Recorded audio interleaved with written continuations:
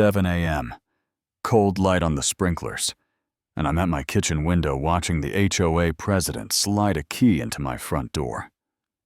Like she owns the place, the cylinder turns with a clean little click that hits me in the teeth, and before I can take a step, my wife walks out of the hallway with coffee in one hand and a thick document in the other that makes the woman freeze. Like somebody pulled her batteries. If you want the short version, that's when the game flipped. The long version is why I'm telling you this, because if you've ever met a neighbor who thinks a clipboard equals a badge, you know how fast peace turns into paperwork. I'm Mark Ellis, and 3 months before that freeze, we moved into Maple Crest Reserve in Ashbury, Colorado. Neat cul-de-sacs. Blue mailboxes lined up like soldiers, the kind of place where people wave with their whole hand. I'm a municipal safety inspector, not glamorous, but it means folks get to go home with all their fingers. Dana told the neighborhood she was a contracts coordinator, which is true, the way a thunderstorm is water. First week, the president Brenda Cole showed up with a glossy binder called Community Standards, smiling like I was a problem she'd already solved. Day 4. First notice, mailbox height off by 3 inches. I dropped it down and swallowed my pride. Week 2 trash cans out the night before pickup, evidently a threat to civilization. I hauled them back like I was defusing a bomb and said, "Okay, play nice. Keep the peace." Then I started seeing Brenda everywhere, measuring tape on her hip phone. Always up, that fixed smile people wear when you're not a person yet, just a task. You know what I mean. The morning she came with keys, Dana and I watched from the window as Brenda tried them. One by one, every key had a neat little tag, the kind of neat that's practiced, not natural. I stepped outside and asked easy as I could, "Morning, Brenda." "What are you doing with my door?" She didn't blush. She held the ring up like a badge, emergency interior compliance. She said we documented exterior violations. "I need to verify you're not out of spec inside." "Emergency," I said, for my rosemary plant. She read from a clipboard that looked official in the way a Halloween costume looks expensive. Paint variance, driveway, encroachment, unapproved stones, safety hazard. And Dana came out calm as a judge phone recording.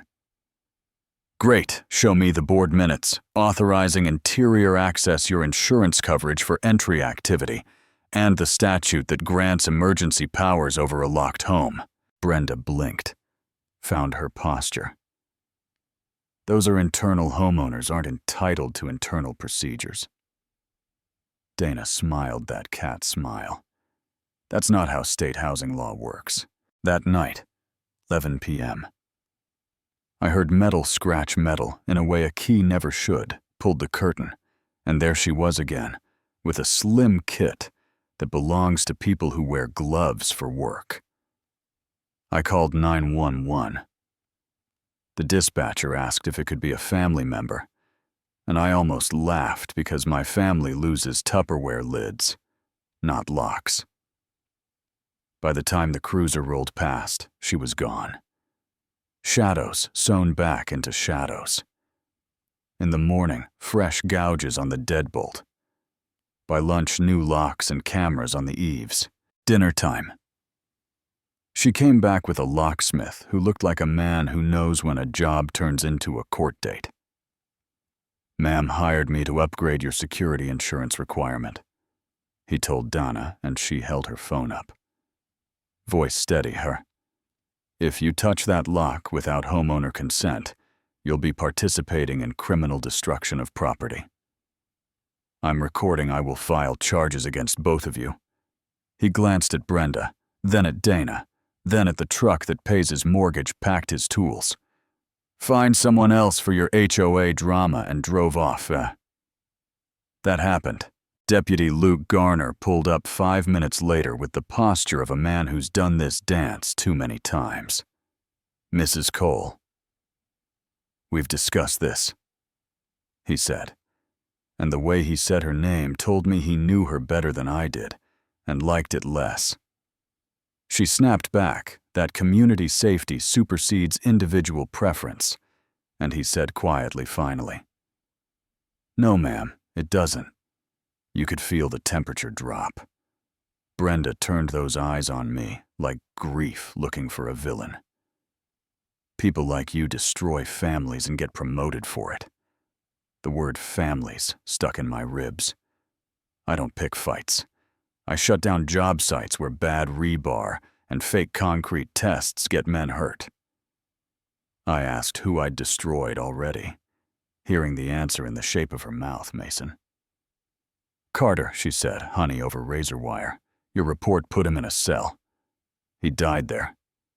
That's on you." I remembered Mason, a downtown renovation that felt wrong the second my boot hit the scaffold cylinders, that looked swapped paperwork that smelled like smoke, then a collapse that injured 2 men and turned findings into charges. Pain needs a villain. I get it. But physics doesn't care who you love. Donna started digging, the day we met Brenda, and soon our kitchen table looked like an evidence cart.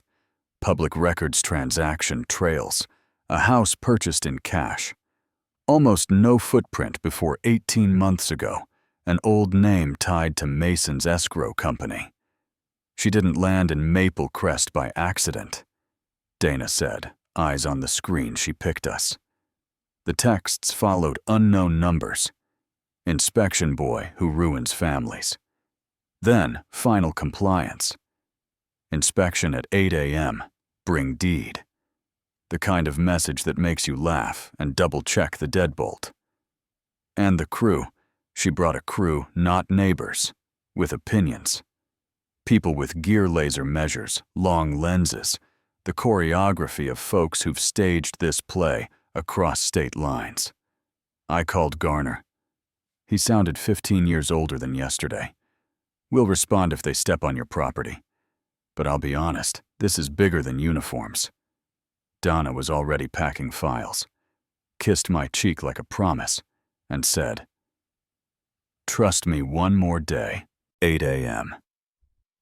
Sharp Brenda walked up my path. With a brand new brass key in a plastic sleeve, slid it into our lock, turned it smooth, stepped into my home with the confidence of someone who thinks wrong, plus repetition equals right. And Dana appeared from the hallway, coffee in one hand, a warrant in the other voice. "Steady. Ms. Cole, this is your arrest warrant. I've seen people freeze on ladders. I've seen them freeze when a machine makes the wrong sound." Brenda froze deeper than that. Jaw-moving words falling over each other. "You're a contracts coordinator. You can't." And Dana said I can. And I am. I'm Agent Dana Brooks of the Federal Construction Fraud Task Force. You're under arrest for stalking conspiracy and interstate intimidation of a protected witness. It took a full breath to realize she meant me. Keys clattered to the floor like the house was spitting them back. Garner and 2 more officers stepped in calm. As sheetrock, the crew scattered like professionals, who know when theater becomes evidence, neighbors in pajamas filmed from porches, and for one quiet second, I felt the world tilt back toward true. If the story ended there, you'd get your bow. But the next morning, my phone lit up with a headline that made my stomach drop before I tapped it. City Inspector's Personal Vendetta. An audio clip of my voice threatening Mason, promising to ruin him. The cadence was mine. The throat clear was mine, and I still knew I'd never said it. My supervisor slid a printout across his desk. First pass analysis said, 98%. Match the kind of number that buries careers. And for one lonely second, I doubted myself because the room sounded so sure. I drove home past a camera crew camped at our entrance. Someone had sprayed corrupt across our blue mailbox paint, dripping like the word was still deciding what it wanted to be. Dana listened once, twice, then made the kind of calls paralegals don't make. I heard chain of custody, spectral analysis synthesis models through the bedroom door. And when she came back, her face held relief and something like apology. It's synthetic, she said. Built from your public comments and voicemails, designed to fool first-pass checks. Then she told me the part that knocked the wind out of two truths at once. The day Mason's case went federal, the task force flagged me as a target she'd been in my orbit for a long time. Protection detail turned into a life I chose you when I didn't have to, she said, and I believed her, because the room got very quiet and very real. The feds rolled up a network that made my head hurt. Shell companies feeding shell companies. Bad steel, blessed by paid signatures. Inspectors in 3 counties who found fat envelopes where their integrity used to be. Brenda wasn't just a neighbor with a grudge. She was the clean face of organized retaliation, and inspectors targeted 4 careers. Crushed one man who didn't survive the pressure. Those numbers don't wash out easy. My suspension lifted. My title got heavier, and the same outlets that cooked me on Monday apologized by Wednesday with the enthusiasm of kids returning a borrowed tool. Maple Crest did what neighborhoods do. Forgot, remembered, debated at block parties. Deputy Garner came by off duty. Apology in hand, marriage already ending before the cuffs. I should have done more sooner, he said, and I told him truth costs people in different ways. Sometimes slow, sometimes all at once. Brenda took a deal on some charges. Fought others like the door was still open. If she scratched hard enough, her keyring ended up in a training slide for new agents, each tag an address. Each address, a family who slept lighter for a while. Here's the ending and the argument, because real life comes as a set, not a single. We got our house back, our names back, a medal. I will never wear to the grocery store. Reform headlines promised better oversight. And on a quiet Saturday, we painted over the last smudge on that mailbox. But the truth that stays with me is this. My wife saved me and lied to me. Both can live in the same sentence, and you can feel grateful and angry in the same breath. So tell me this. Was Brenda a monster or a sister blinded by grief who let the wrong people weaponize her pain? HOAs protect values or hand a measuring tape to folks who crave control. Is an undercover marriage a betrayal if it keeps a target alive long enough to fall in love for real? Drop your take in the comments. Justice or overreach? Would you trust an HOA after this? Have you seen a deepfake turn a good person into a headline? And if you've got a neighbor story that still makes your jaw clench, share it. I'll be in there with you. If this hit home like the video, pass it to the one neighbor who always has notes, and I'll see you next time.